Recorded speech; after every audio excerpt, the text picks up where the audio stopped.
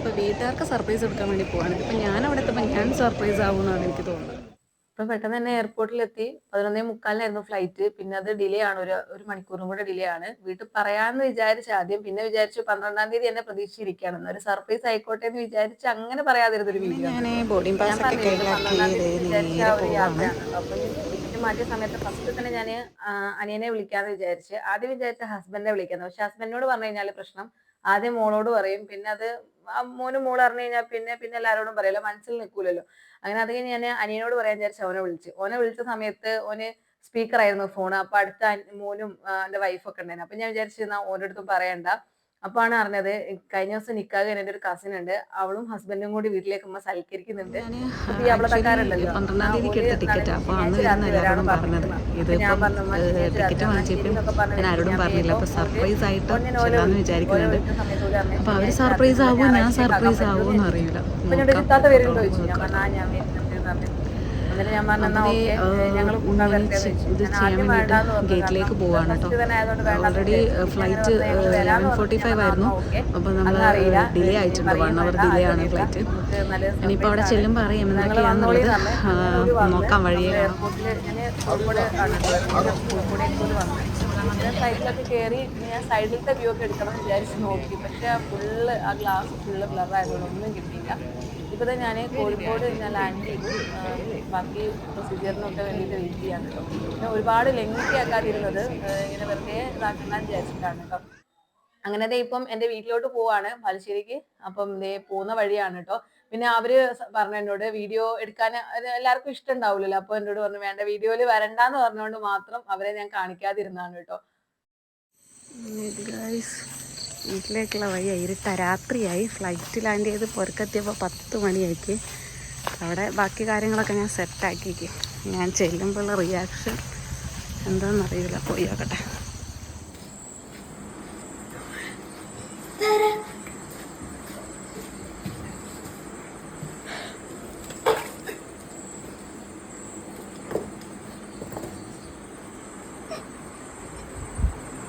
അസ്സലാമലൈക്കും.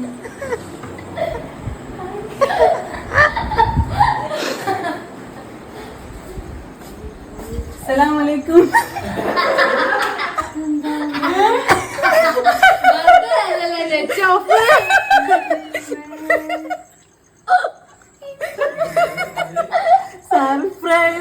സർപ്രൈസ് എങ്ങനെയുണ്ട്?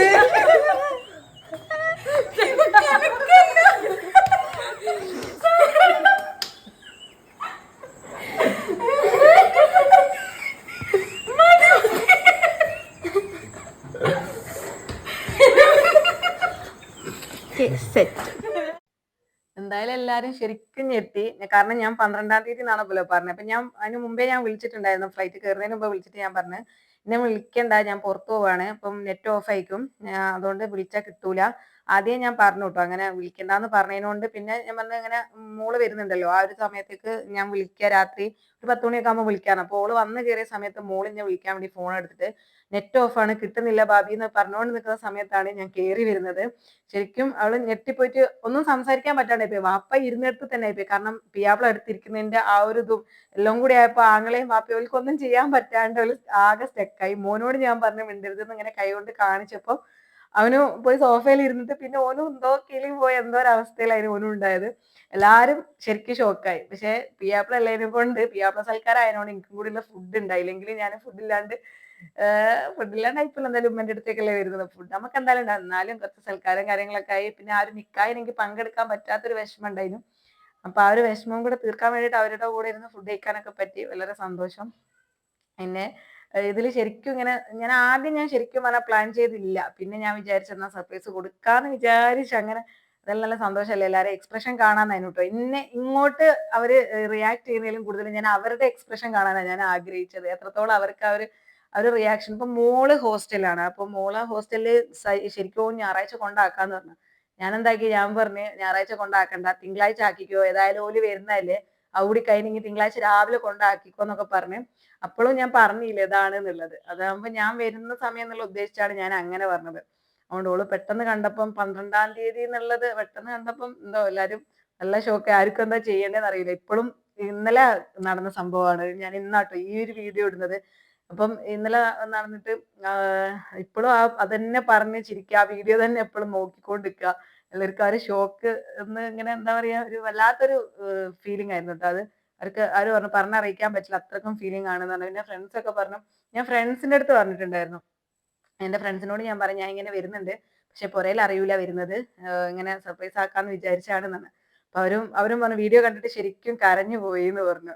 അപ്പൊ ഓല് ആദ്യം ഏൽപ്പിച്ചിട്ട് ഇനി വീഡിയോ എടുക്കണേ, ഞങ്ങൾക്ക് കാണണം, റിയാക്ഷൻ കാണണം, മോളെ എല്ലാവരെയും റിയാക്ഷൻ ഞങ്ങൾക്ക് കാണണം, അതുകൊണ്ട് ഇനി എന്തായാലും വീഡിയോ എടുക്കണം എന്ന് പറഞ്ഞു. അപ്പം ബാക്കിയുള്ള വിശേഷങ്ങളൊക്കെ അടുത്ത വീഡിയോയിൽ കാണാം. അപ്പൊ bye, thank you, thanks for watching.